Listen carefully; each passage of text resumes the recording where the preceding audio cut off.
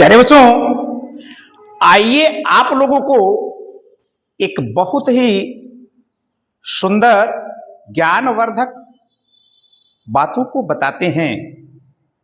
ये मेरा कहा हुआ नहीं है, एक बहुत बड़े ज्ञाता, आप सब भी नाम सुने होंगे, चाणक्य।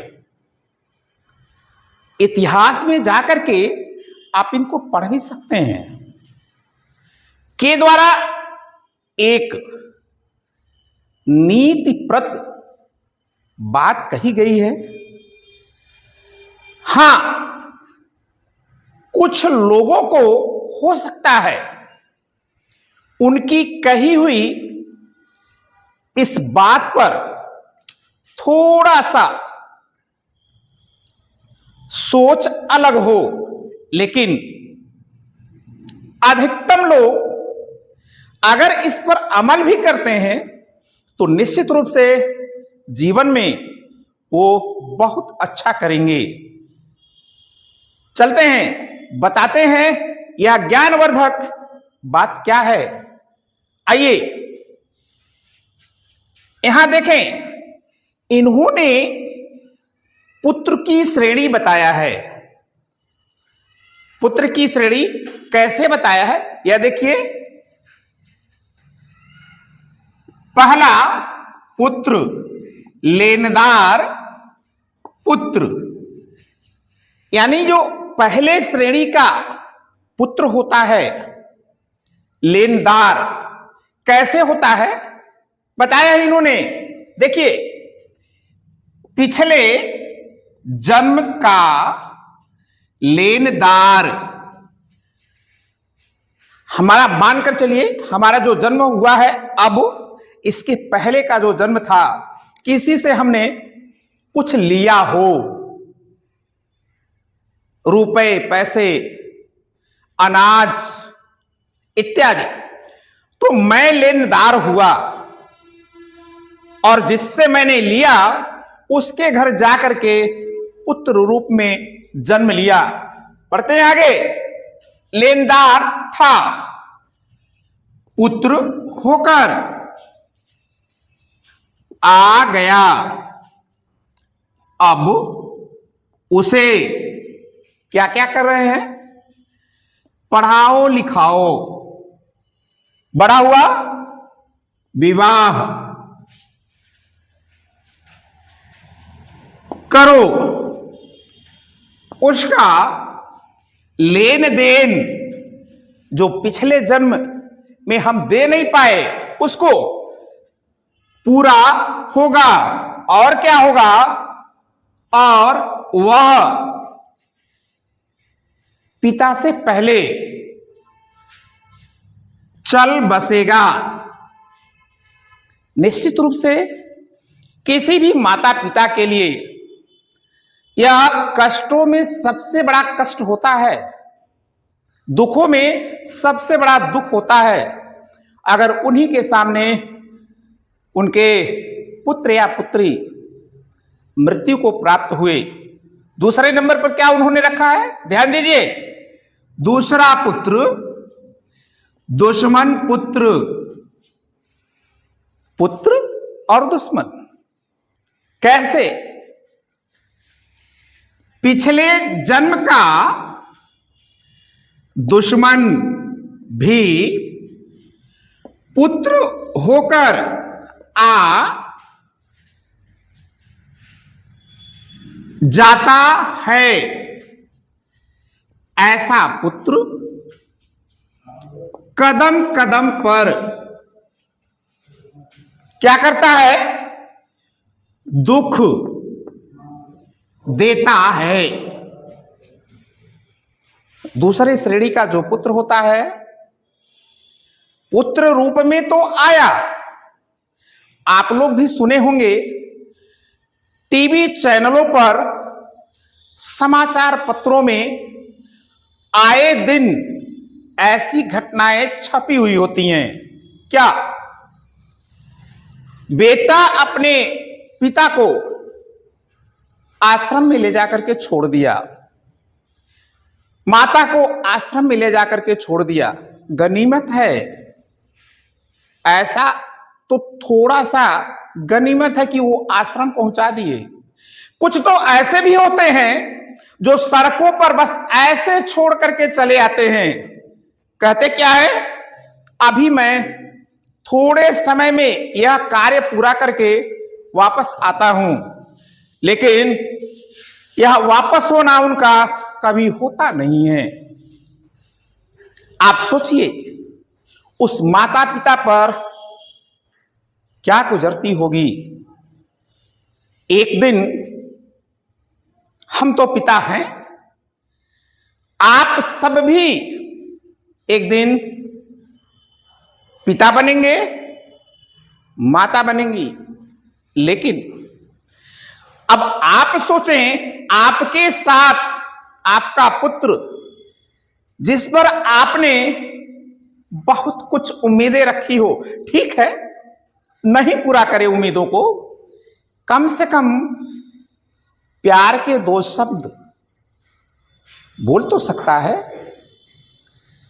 आजकल के बच्चों में, बुरा मत मानिएगा, टीवी, मोबाइल या अन्य स्थानों पर जाने के लिए समय है, लेकिन माता पिता के पास घंटे आधे घंटे बैठने के लिए नहीं समय है।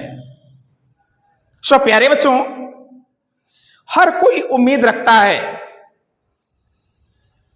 कि हम वृक्ष लगा रहे हैं, जल दे रहे हैं, दिन रात इसकी सेवा कर रहे हैं, तो एक न एक दिन ये मीठा फल देगा।